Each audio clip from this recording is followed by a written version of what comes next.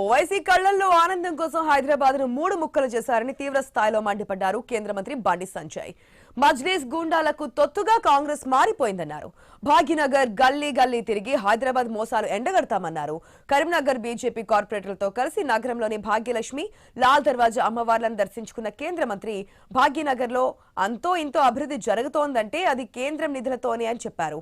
పాత బస్తీలో ఓవైసీ కుటుంబ ఆస్తులే పెరుగుతున్నాయి తప్పితే పాత బస్తీలో ప్రజలు ముస్లింల బ్రతుకులు బాగుపడ్డాయా అని ప్రశ్నించారు. మూడు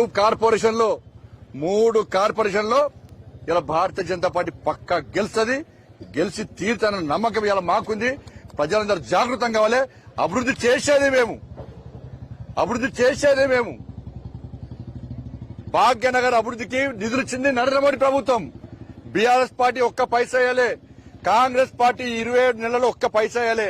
27 నెలలు అయింది వాళ్ళు వచ్చి. 18 క్యాబినెట్లు నిర్వహించుకున్నారు వాళ్ళు. 18 క్యాబినెట్లలో ఏ రోజు ఎంఐఎం పార్టీ, గతంలో బీఆర్ఎస్ పార్టీ అని ఇప్పుడు కాంగ్రెస్ పార్టీ అని, అరే పాత బస్తీలో మేము రాజ్యం వెళ్తున్నాం, మా పాత బస్తీ అభివృద్ధికి నిధులు అని చెప్పి ఏ ఒక్కరోజైనా ఎంఐఎం పార్టీ పాత బస్తీ అభివృద్ధి కోసం అడిగిందా? ఇలా పాత బస్తీలో ముస్లిం సమాజం ఆలోచించాలి. ఓవైసీ ఆస్తులు పెరుగుతున్నాయి, ఓవైసీ కుటుంబం ఆస్తులు పెరుగుతున్నాయి.